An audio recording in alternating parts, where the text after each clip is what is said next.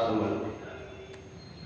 भगवान कहते हैं कि जितने भी जीव जंतु हैं उनका जब जन्म होता है तो पहले जन्म के जितने भी उनके पुण्य हैं और पाप हैं उनको लेकर के जीवात्मा आता है।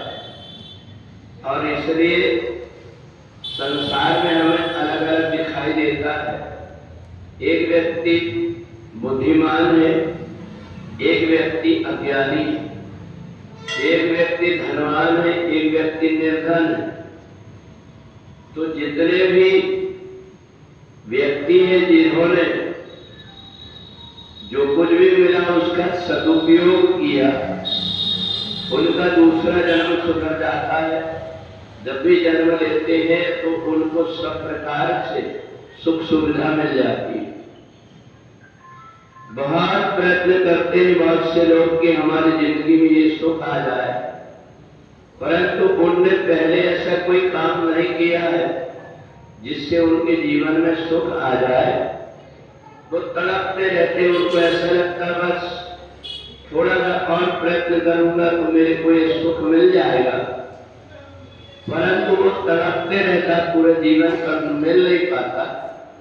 और इसलिए भगवान ये मनुष्य शरीर देते हैं कि इस शरीर को मैंने दे दिया हूं, इसमें तुम्हें जितने भी सत्कर्म करना, जितना भी तुम इस मनुष्य शरीर का सदुपयोग करोगे उतना तुम्हारा आगे का जन्म सुधर जाए। क्योंकि इसी मनुष्य शरीर से व्यक्ति नरक में जाता है, इसी से स्वर्ग में जाता है और इसी से दूसरे दूसरे जीव जंतु बनता है। तो इसलिए दूसरे जितने शरीर हैं, जितनी योनियां हैं, वो मनुष्य जन्म में जो कुछ किया है उसका फल भोगने के लिए है, वो कोई पुण्य इकट्ठा नहीं कर सकते। इसलिए ये जो मनुष्य शरीर है इसको साधन धाम मोक्ष का द्वारा बताया। यहाँ से ही बंध जाता है जीवात्मा और यहीं से खुल जाता है। तो इसलिए जो समझदार व्यक्ति होता है ये मनुष्य शरीर प्राप्त करके बड़े संभल करके चलता है कि अगर मैंने इस जन्म में जो कुछ भी अच्छा कर लिया, मेरा आगे का कोई भी शरीर प्राप्त हो, परंतु मेरे को जो मैंने पुण्य कर्म किया है ये पुण्य के कारण मेरा जीवन सुधर जाएगा। और इसलिए इस मनुष्य शरीर को प्राप्त करके चाहे जितनी प्रकार की अच्छी बुरी परिस्थिति आए, परंतु जो व्यक्ति परमात्मा को नहीं छोड़ता, परमात्मा का भजन करते रहता है, वो अपने अनेकों जन्म को सुधार देता है।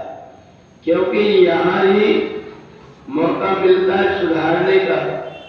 और जब ये जीवात्मा दूसरे शरीर से आता है तो भगवान माँ के पेट में उल्टा रखा करके रखता है, पूछता है बार बार कि जब तुम मनुष्य बनेगा तो जितने भी प्रकार से तूने कष्ट उठाया है वो तेरे को याद है, आप गलती मत करना।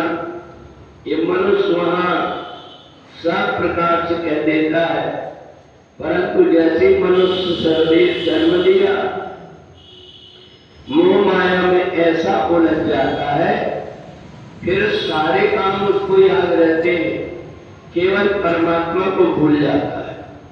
और जब वो परमात्मा को भूल जाता है, फिर से जब उसको मार पड़ती है, फिर से जब वो परेशान होता है, तो फिर बहुत कोशिश करता है कि मेरा अच्छा समय आ जाए, परंतु समय चूक जाने के बाद में कुछ उसको मिल नहीं पाता।